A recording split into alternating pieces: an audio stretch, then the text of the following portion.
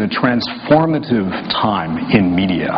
Much like the start of the Industrial Revolution, we are in a period of 10, 20, 30, I hope not longer, into 40 years, of change in how people receive information, how they consume it, and how media is distributed and information is distributed to people. Something wonderful is happening out there, and it's happening in our lives. A major change that's going on, which I believe that I can safely say everybody in this room has felt to a large degree. Something wonderful has happened in this time period during our lives.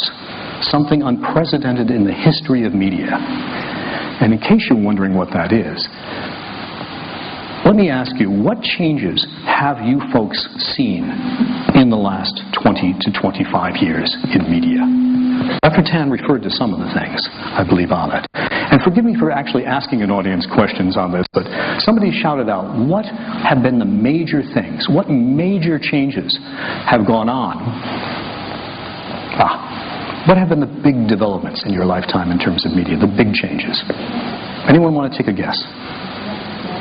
The Internet, certainly, one of the questions. And by the way, there are no wrong answers on this. Anyone else? The Internet, certainly. Mobile phones. Any others? Free email. Thank you. Actually, I'm one of the developers of it, and I received royalties on the patent. I'm glad to hear that. It's the first time somebody's actually said that to me on it.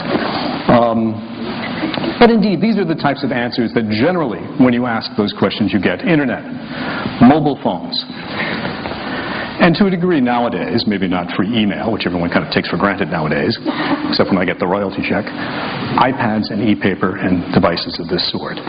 The changes you have seen in your lifetime have been these things. But I dare to say there's something much greater there, something huge, something gargantuan, a latent change that is maybe so large that we don't really perceive it that well because it has happened over the course of our lifetime, but happens so slowly that we don't notice it.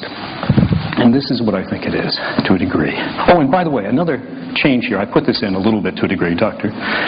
Tan mentioned this, is the change from analog to digital. We are increasingly consuming media in digital formats, mobile phone, internet, computers, as opposed to print and broadcast. More and more people are doing this. These are generally the trends. But are these superficial, or are these the major trends that are going on? Well, I think something greater has happened. I think that over the course of your life, we've seen a much larger change go on in media. We've seen the access that you have, you personally have, go from relative scarcity to surplus, and in many cases, overload, in the course of just the last few decades. And I think that this is the greatest change in media history. Let me ask you here, because obviously I'm not from Singapore, but if you go back 20 or 30 years, how many newspapers were there here? I know who published them, by the way. 2, 3 major newspapers? How many television channels 20, 30 years ago? 1, 2? My guess would be English and Chinese.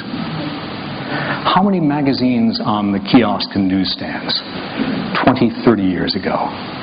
15, 20? And that was your access to media. That plus, of course, the National Library. That was what you received. And you consumed it because, to a large degree, forgive me, and I hate saying this, being from the media industry, you had no other choice. That was your access to information. But what has happened since then? And in fact, right now I'm looking at about 5 or 6 people actually check their mobile phones with information coming out. No, there's nothing wrong with that. It's an example of my point. What has happened since that? We've gone from a period of, say, 1970, I think I can safely use that year, when people's access to information, be it news, entertainment, or any type of information, was relatively scarce, to nowadays, 2010, where we have a surplus of information. We have access to information that was unprecedented in human history. Any one of you who has a mobile phone, and the figures from IDA say that 135% of you have mobile phones, have access to almost all of the world's information instantly right now.